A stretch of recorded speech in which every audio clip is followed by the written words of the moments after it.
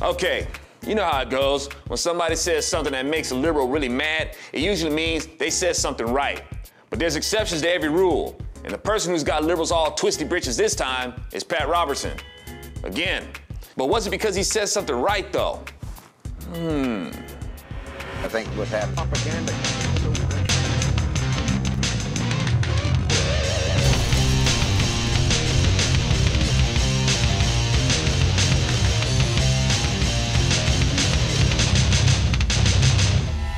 Ivy writes in and says, I've been trying to forgive my husband for cheating on me. We've gone to counseling, but I just can't seem to forgive, nor can I trust.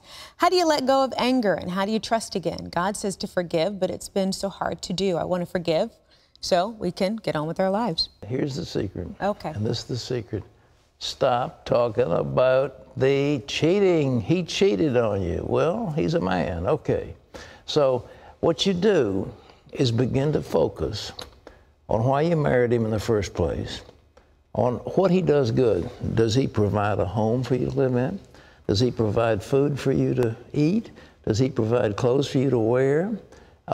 Is he nice to the children? Start focusing on those things and essentially fall in love with him all over again. But it's you're praying, oh God, keep me not to hate him for what he did when he was with that stripper in that hotel room 10 years ago, and I'll never forgive him kind of thing. Please help me. So what are you focusing on? You're focusing on the thing that makes you mad. Stop that. Start focusing on the good stuff. And he must have something good or you wouldn't have married him. So think about those things and give him honor instead of trying to worry about it. But recognize also, like it or not, males have a tendency to wander a little bit. And what you want to do is to make a home so wonderful that he doesn't want to wander. But think of the temptations that are out there. The internet is filled with pornography.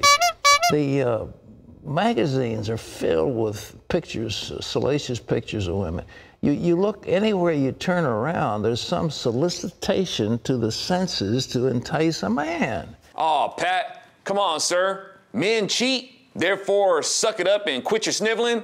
I don't think the Bible says that. The Bible says that adultery is grounds for divorce, even though Jesus hates divorce. But committing adultery is a top 10 no-no. Now, I understand Jesus said we're to forgive, but forgiveness ain't a free pass to sin against others. She's within her rights to divorce her husband.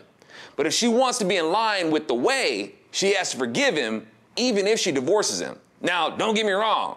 I'm not trying to instigate a divorce. Girl, you can do better than him. Leave him. What I'm speaking to first is, it sounds like Pat put the burden of fault on her. Not just the forgiving part, but it seems implied that she didn't do what she was supposed to do to keep him interested. And now that he stepped out on her, it's her responsibility to keep him interested so he won't do it again. Which is true, we have a responsibility to keep our spouse's interest, but the implication was that she just wasn't.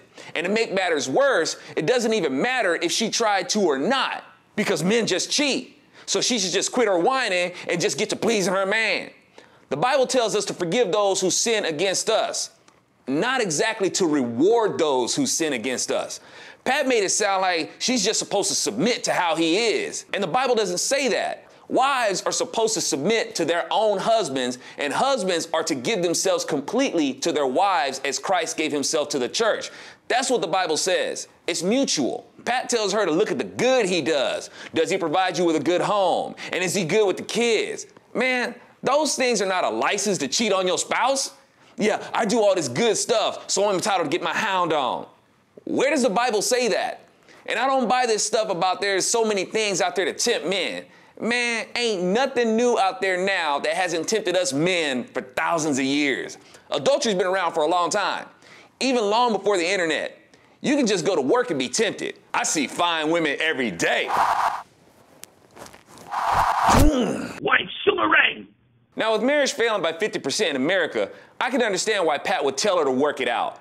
But how do you expect people to fix their marriages by making the unacceptable acceptable in marriage?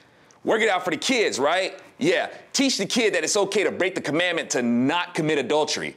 It doesn't work very well. It's like past telling her to devalue herself.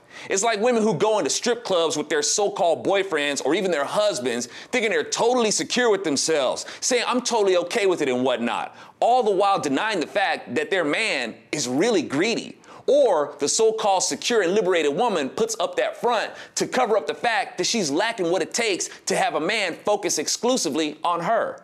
Anyway, I'm not seeing where the Bible supports a license to cheat. Forgiveness comes from grace, not merit. So this business about asking, does your husband do all these great things, then look at those and forgive him for cheating, it doesn't work that way. If we could just be forgiven based on merit, then what was the point of Jesus and his sacrifice? I'm AlfonZo Rachel for ZoNation, and I reckon there ain't no easy way to handle the politics of adultery, whether a couple wants to divorce or reconcile. Which is harder, doing right by your spouse in the first place, or trying to put an egg back together after it's been dropped in a sink disposal? Girl, you can do better than him. Leave him.